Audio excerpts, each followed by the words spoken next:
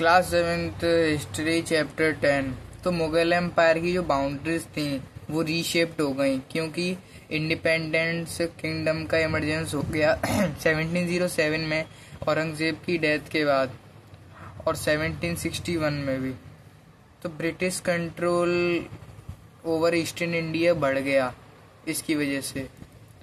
Crisis in the Mughal empire. Aurangzeb ने military और financial resources waste कर दिए लॉन्ग वार दक्कन के अंदर जो लॉन्ग वॉर हुआ था उसमें। और एफिशिएंट एडमिनिस्ट्रेशन का ब्रेकडाउन हो गया। मनसबदार्स पावरफुल हो गए और सूबेदार्स के ऊपर से कंट्रोल खो दिया। सूबेदार्स में आ गए तुम्हारे रेवेन्यू ऑफिसर जो दीवानी और मिलिट्री फौजदारी। पीजेंट्स और जमींदार जो थे उन्होंने रेबेलियन किया क्योंकि उनके ऊपर बहुत ज़्यादा टैक्स किया था और पावरफुल चीफ जो थे वो उनके ऊपर कब्जा करना चाह रहे थे। Nobles fight amongst themselves. तो दो ग्रुप्स थे, ईरानी और तुरानी। लेटर मुगल्स पपेट बन गए थे इन दोनों के, मतलब इन दोनों में से किसी एक के। तो बहुत गंदा व्यवहार किया जाता लेटर मुगल्स के द्वारा। किसी को अंधा कर दिया जाता और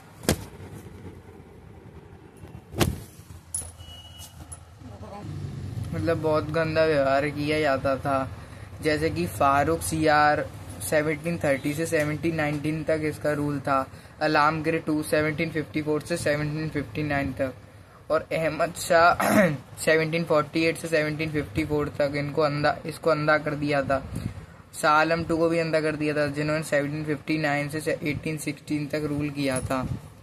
इन द मिड्स ऑफ इकोनॉमिक और पॉलिटिकल क्राइसिस के बीच में नादिर शाह जो कि एक ईरानियन रूलर थे उन्होंने दिल्ली को प्लंडर किया, मतलब उस पर रेड करी और उसको लूटा 1739 में, जहाँ पे बैटल ऑफ करनाल हुई। नदीर शाह वर्सेस मोहम्मद शाह रंगीला 1739 के अंदर।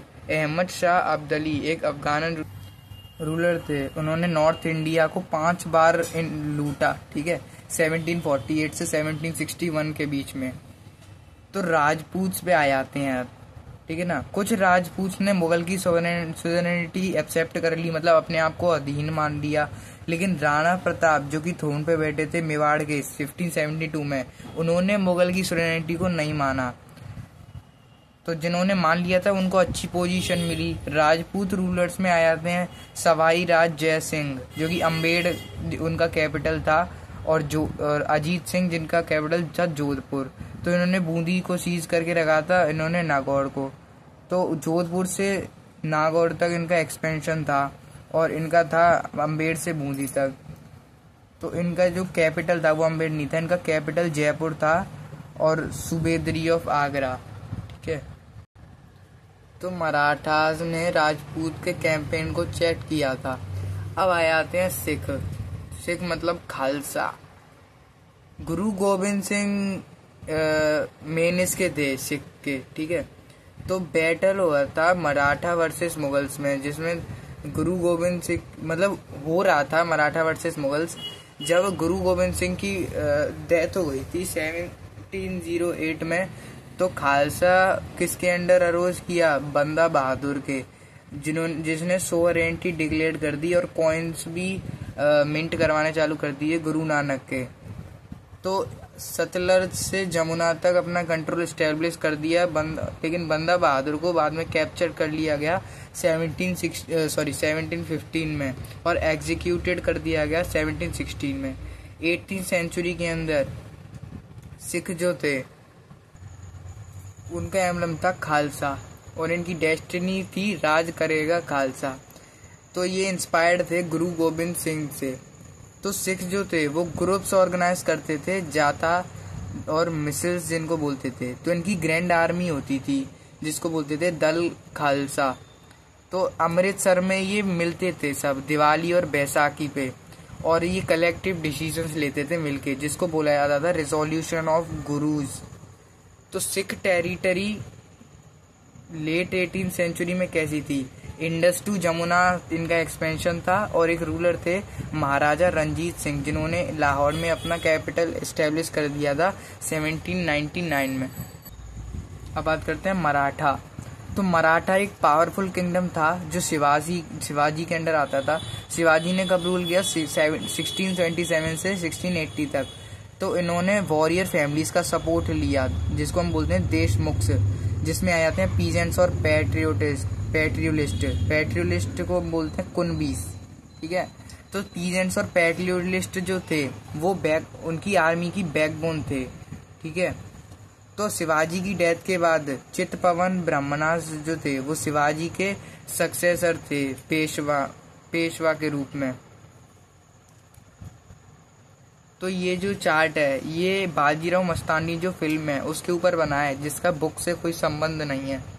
तो यहाँ पे मूवी का नाम लिखा है बाजीराव मस्तानी। जो रणवीर सिंह है वो रोल करते हैं बाजीराव वन का, जो होता है बाजीराव बल्लाल। तो इनकी शादी होती है दीपिका पादुकोण से, जो की रोल करती है मस्तानी बाई का। तो इनके बेटे होते हैं शमशेर बहादुर और बाजीराव वन मतलब रणवीर सिंह के पिता होते हैं बालाजी विश्वनाथ, जिनकी डेथ हो जाती है। तो रणवीर सिंह की दूसरी वाइफ होती है प्रियंका चोपड़ा, जिसने रोल किया है काशी बाई का। तो इनके 4 बेटे होते हैं, जिनमें से 2 तो पहले ही मर जाते हैं और 2 होते हैं बालाजी बाजीराव और Raghunath Rao. Taxes by Maratha king by 1730s when he recognized as a Overlord.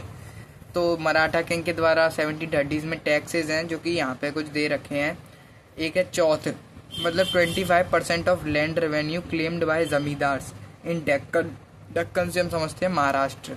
उसके बाद सरदेश मुखी 9 से 10% ऑफ लैंड रेवेन्यू जो कि पे किया जाता था हेड रेवेन्यू कलेक्टर को दक्कन के अंदर। तो मराठास का एक्सपेंशन जो था आफ्टर रेडिंग दिल्ली इन 1737, उनका एक्सपेंशन राजस्थान, पंजाब, बंगाल, उड़ीसा और कर्नाटक तक पहुंच गया था।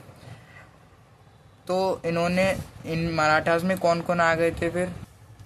Scindia of Gwalior, Gaekwad of Baroda, Bhonsle of Nagpur. तो ये सब मिलकर इन्हें एक चांस मिला कि इनकी आर्मी को स्ट्रेंथेन हो जाएगी, इनकी आर्मी बहुत पावरफुल हो जाएगी। तो बाद में उज्जैन को एक्सपेंड कर दिया गया सिंधियास के अंडर और इंदौर को भी एक्सपेंड कर दिया गया होलकर्स के अंडर। तो यहाँ पे चैप्टर खत्म होता है और 7th भी एंड होता है।